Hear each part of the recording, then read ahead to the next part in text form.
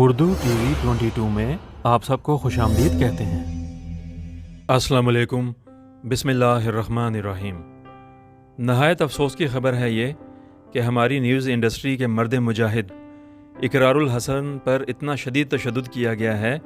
Intelligence bureau کے director اور اس کے جتنے بھی حواری تھے انہوں نے، اور یہ ظلم کی ایک نئی داستان رقم کی ہے اور بہت ہی بہیمانہ تشدد کیا ہے۔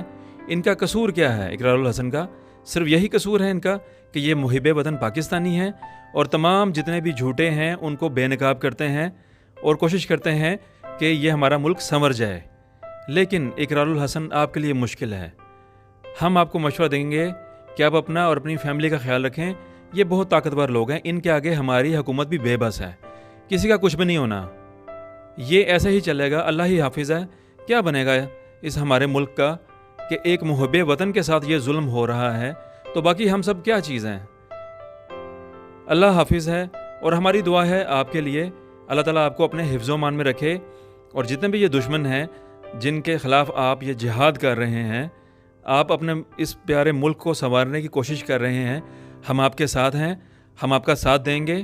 اور حکومت وقت سے درخواست ہے کہ آپ خدا کا واسطہ جاگ جائیں، مت سوئیں۔ اب یہ جاگنے کا وقت ہے اور ان کے خلاف ایکشن لیں۔ انہی کی زبانی سنیے اور دیکھیے کہ ان کے ساتھ یہ اتنا بدترین تشدد کیوں کیا گیا۔ نام کیا ہے آپ کا؟ سید محمد اسماعیل۔ عمر آپ کی کتنی؟ 36۔ کہاں پر یہ واقعہ ہوا؟ آئی بی آفس میں۔ I G office? I B office.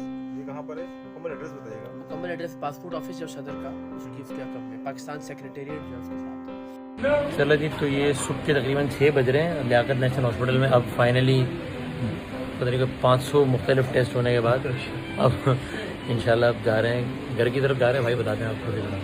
جی آلدو کہ جی ڈاکٹرز ریکمینڈ کر رہے ہیں کہ آپ رک جائیں، لیکن میرا خیال ہے کہ گھر ذرا زیادہ، کیونکہ میرا خیال نہیں ہے باہر، لیکن یہ نہیں مان رہے تو ٹھیک ہے، صحیح، میری نہیں رہا۔ لیکن جو اس کی وجہ ہے کہ ایک جو ہے جو کندھا تھا یہ تو ڈسپلیس ہوا ہے، ایک پسلی بھی ٹوٹی ہے ابھی جو یہاں کے ہم نے رپورٹ کروائی ہے، اور اس کے ساتھ ساتھ ہارٹ پہ بھی چونکہ کرنٹ لگایا گیا تھا تو وہ دل کی جو ای سی جی کی رپورٹ ہے وہ بھی نارمل نہیں ہے۔ سو بہرحال مجھے لگ رہا ہے کہ میں ذرا گھر پہ زیادہ کمفرٹیبل ہوں، تو انشاءاللہ ابھی گھر جا رہے ہیں۔ آپ لوگ دعا کیجیے، ای سی جی کی جو تفصیلی رپورٹ ہے وہ بعد میں آئے گی، پھر اس کی بنیاد پہ انشاءاللہ اگر خدا نخواستہ ضرورت پیش آتی۔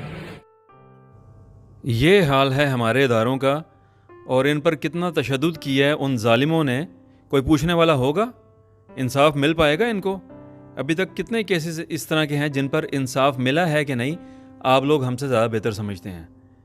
تو حکومت وقت سے درخواست ہے، دوبارہ سے کہیں گے کہ خدا را اب اٹھ جائیں، سونے کا وقت ختم ہو گیا ہے، جاگیے اور انصاف دلوائیے، انصاف پر عمل کروائیے۔